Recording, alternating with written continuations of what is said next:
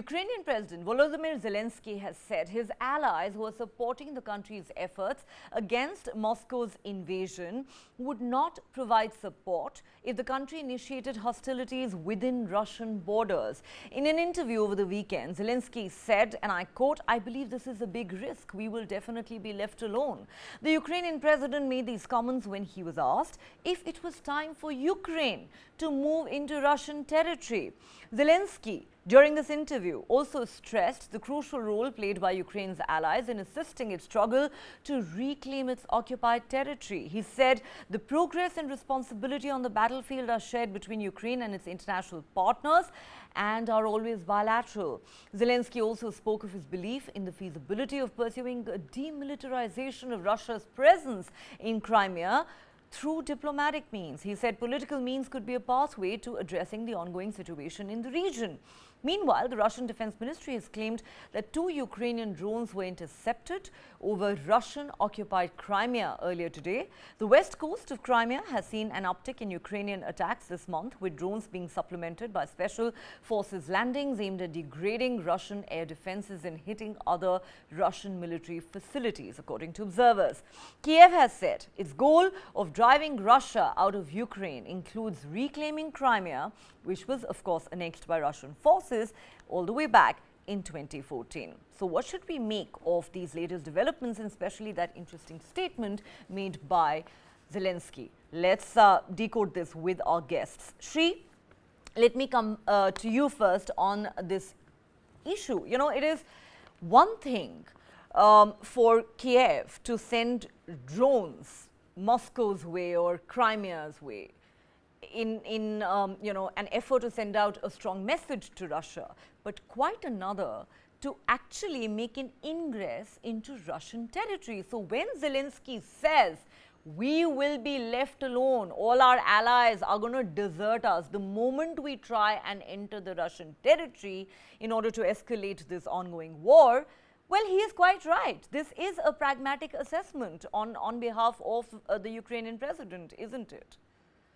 Oh, absolutely, Neha. So what Mr. Zelensky is trying to do is to differentiate between the war actions that Ukraine takes to defend its territory, its sovereign integrity, versus invading any new parts of Russia.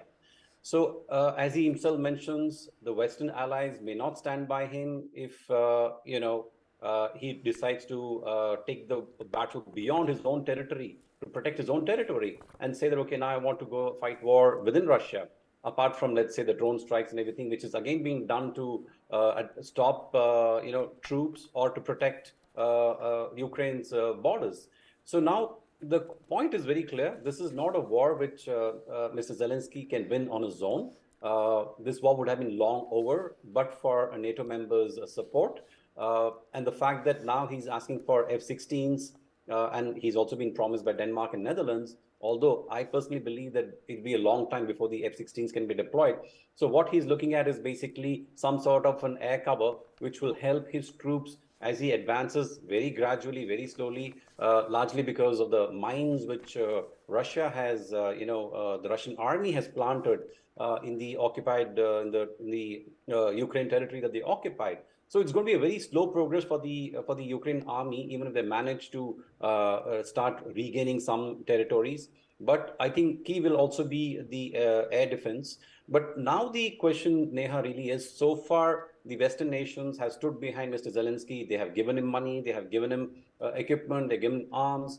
So how long are they going to say this is fine? How long will this war drag on, and how will their patience be tested? Because remember, US goes into election next year. In fact, the electioneering has already started in the US.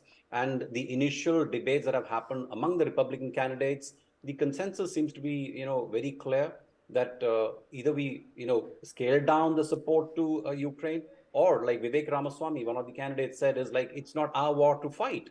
So that is going to be a very, very big issue for Mr. Zelensky. Like, as US goes into elections, what happens to the support that they're getting, and whether there'll be a scale down of support. I think logically what would happen is the Western countries need to stand behind Ukraine to get the message across to Putin, saying that we are there no matter what happens. So that will be the only deterrence that Ukraine can build against Russia. and which might force Mr. Putin to come to some sort of a negotiating table and at least agree to a ceasefire, if not, return of territory that Russia has claimed, and then look at inducting Ukraine into a NATO membership. After which, if Russia attacks Ukraine, then automatically Article 5 of NATO will get triggered, and then Russia will by default have to face the might of all the NATO member countries. So that, I think, is how this thing is going to play out, Neha, to my mind. Right. Ambassador Trigunyat, let me come to you now. Many have said that since the beginning, this is actually a proxy NATO war that Ukraine has been forced to fight against Russia. And while, yes, the West has provided support, financially, arms and ammunition to Ukraine, but, it's also drawn a line in the sand. It's been clear from the beginning that there will be no boots on the ground, because then that would be a war between NATO and Russia, pretty much. That's something that even Biden is on record as having said. We know that the Ukrainian President Zelensky has even quite publicly expressed his frustration over the delay in NATO granting membership to Ukraine. He was very unhappy at the NATO summit that happened recently. And therefore, he is right in his assessment that if we were to try and escalate this conflict by taking the war to Russia's doorstep, our NATO allies are going to desert us and we will be left to fend for ourselves. And isn't that something that the Russians would also be, in a sense, counting on? I think that Putin is perhaps the only leader today who thinks very strategically. It might sound like an oxymoron, but the fact remains is that he was really faced with a choice where to have NATO on its borders, with Ukraine going there, or contest it to the extent create some kind of a buffer zone where he can at least still protect his territory. So that has been the case. We have seen you are right, absolutely, that there is a proxy war. And this is not a war between Russia and Ukraine. At least I maintain that. This is a war between Russia and the West and the US especially. It was for the United States. When Geneva meeting took place between Putin and Biden, at that time, Putin had said that give me some guarantees that you will not take Ukraine into. It's idyllic because any guarantees by US or anybody else are simply a piece of paper. That means you are simply deferring the war that is likely to happen, or a conflict that's likely to happen. This is precisely so. Personally, I feel that was also somewhat naive to expect the US, which has, of course, under Trump, had walked out of so many international treaties. Forget about this bilateral kind of a piece of paper, which Biden could not have given. But at the same time, because there's a deep state in the United States, and there is a deep state called Siloviki in Russia, which is security minded. And for them, this is like kind of a zero-sum mindset. They want to decimate the other completely. Now, today, Putin has been the only other leader who has been standing from the time he came on the scene in 2000. And I have served there in Russia twice, and I know it that he tried to bring back the pride of the Russians and things like that, which were, of course, compromised by his predecessors. So he did try to do that, but then this was also a threat to them. I remember in 2000 something, he had even told Clinton that, please, I would like to join NATO. There was no response. So when you consider, because it's like Pakistan, which is without India, the Pakistani military has no existence. So exactly the same way, the Americans also think that they need a basher boy, and they kept on doing it. But now they realize that Putin is growing, and he was trying to, strengthen himself, going closer to China and all that. So the world is moving in a different way now, towards more of a Cold War 2.0 kind of a scenario.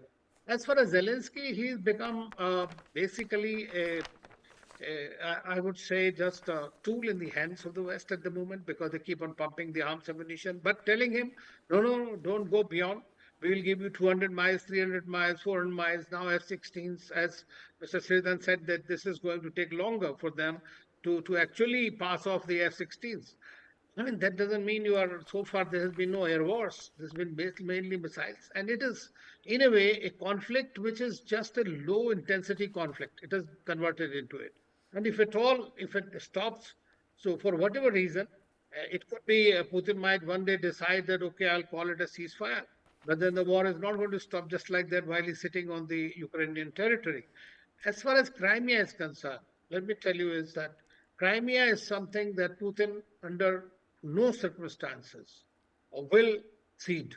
The other territories might be a negotiating point whenever the ceasefire happens. And they were actually under the Minsk agreements, which were, in fact, now we come to know from the various recorded statements or statements from the European leaders that it was to buy time for Ukraine after 2014.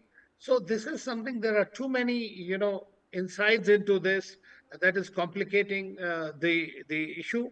But at the same time, Putin is maintaining his vigil mainly on the NATO front because he doesn't trust any of them. And he thinks that one day or the other, this is going to blow out. And if it blows out, and you said there are no boots on ground. Now, boots on ground means what? I mean, they may not be fighting, but like that, we have the mercenaries like Wagner fighting on the other side. They are recruiting Gorkhas, they are getting people from all over, and the various European forces are fighting from East Europe and all. There are all kinds of experts and technical personnel, many of them of senior ranks, Americans who were caught by the Russians, and then eventually with the help of the Saudi and the Emiratis that they were released. So this is something that is happening there. They are all out in this war. It is not that. It's just that this is not a NATO's war, so they can't have an aggressive action. I don't think they can even afford it. Today, frankly, the problem with if you see the supplies of the arms ammunition, whether it is for Russia or whether for other countries, while Russia's industry is picked up in the sense as they usually do in the times of war, uh, the American supplies are going to be, the Raytheon and others have said it will take us 6 to 8 months to supply missiles. So most of the supplies are exhausting. So the European countries, apart from the economic difficulties that they've been facing, are also facing the shortage of this. In case a war really breaks out, where are they going to fight and how they're going to fight?